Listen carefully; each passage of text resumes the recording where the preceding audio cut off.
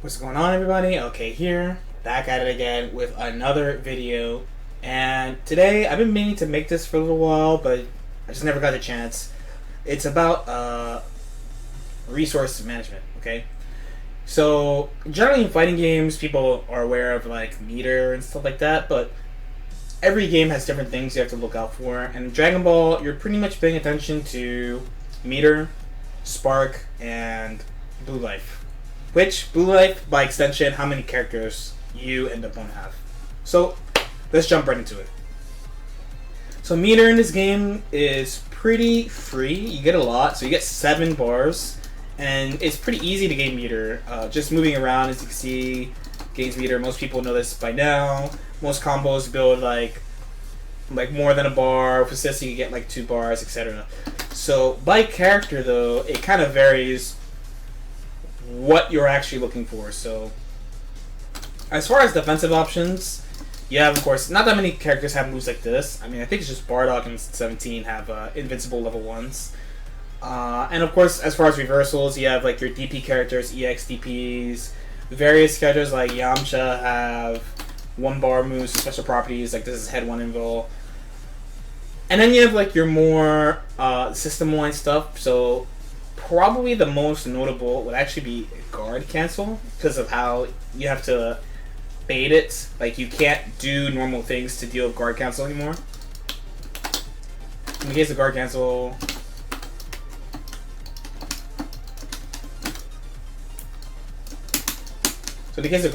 you'd have to like build something differently to deal with it, and it's pretty strong. Vanish is a thing too, but Vanish. So Vanish, I think, is mostly important when one person has no meter. That's when it's the most important. Besides that, you can counter Vanish and stuff like that. But when one person has 0 bar, I think Vanish becomes an incredibly strong tool. So outside of these things, the main thing that's worth paying attention for as far as meter goes is threat. So an easy example would be, we'll bring Bardock here. So an easy example here would be like hit level 3.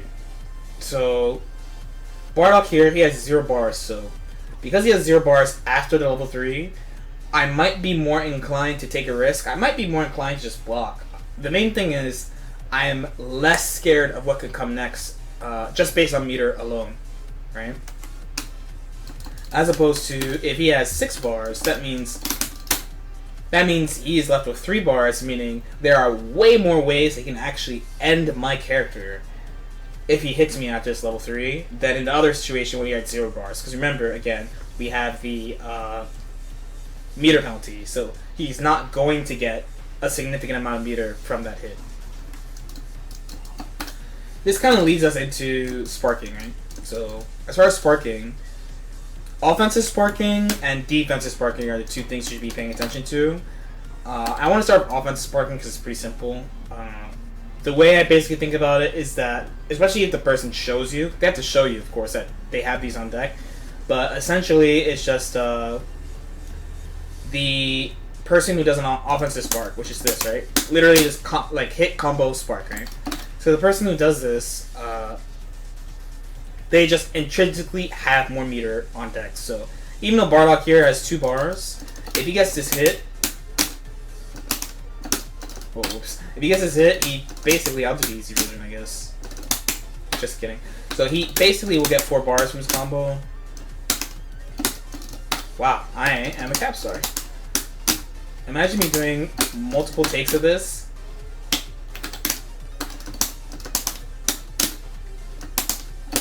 There we go. I should have did Tiamcha in the first place. But yeah, I'm gonna end up with about like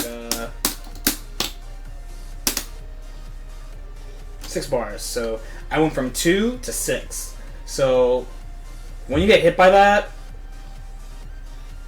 the intrinsic threat of what they could do to you is much higher. Essentially, when people do that kind of stuff, they're just looking to end your character, and it's something you can think about, but it more often comes up with, like, let's say if someone has like this on deck and they do it to you, then next game you should be like, oh, like, they're willing to and looking for these things so they can offensive spark and kill my character. Defensive spark, though, there's two types, right? So there's one where you win and one where you lose, for lack of a better descriptor. So a winning defensive spark is literally they just manage to hit you after doing a defensive spark. A losing one is either you run away the whole time and they don't get in on you, or you pin them down somehow, or you hit them somehow. So these defensive sparks come. Oh, he has no bar. They come up in situations like this. So this is a very common run, right? Like, good level 3, Yamcha's a good level 3, I'm scared, / I don't want to defend, so I spark. So this kind of ties into our next point. Like, I get all the blue life back, of course, my meter gain is higher, my approach is better, I'm trying to turn the situation around. It literally turns the game around. You gain more meter when you hit them, your offense is better, your assists regen faster, and they regen in spots you normally wouldn't be able to regen them, and you get all the blue life back. It's a big thing. So, first, baiting a spark is a big deal, and winning defensive spark is a big deal. And you should pay attention to spark in those definitive points, like when you use a character level 3 that you consider a strong mix-up level 3, or like maybe when you spark them or something like that. If they do a block string spark, I mean, there's not much you could do. It's it's really hard to play block string sparks. But you should still have in your mind, like, okay, they've used the resource, they only get one a game. Now it's about, can I stop them from winning this or not? This is a very important one. As far as blue life, we mostly know by now, like, you want to protect the blue life, you want to get your characters out safely, but you should also think of the outright characters as resource too, because this is why, kind of going back to the offensive and defensive spark, why the characters matter so much. When you have the extra characters, you deal more damage, you have better offense, and you can cycle through the characters more. Like, you can protect the characters more as long as you have the characters to cycle through. So just pay attention to that while you're playing the game. When they have a lot of blue life, they're going to be looking to switch their characters, so don't be surprised when they try to tag randomly, or if they do this is one of my favorites, just random DHC in neutral, something like that. Pay attention, because everyone has their own ways of doing it. The main ways I've seen people try to get their character out is just straight up run your face, tag, this type of unsafe block string and attack. So Yamcha, by the way, we all know he has a really good one. His is like super plus. But most characters you can't do that. Excuse me, I'm still a little sick from last week. Yeah, you can't do like random buttons into it.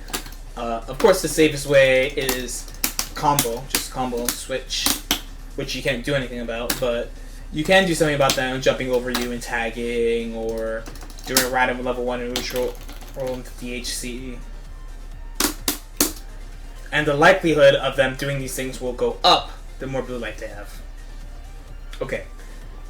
If you have any questions, let me know in the comments. Hopefully this helped out.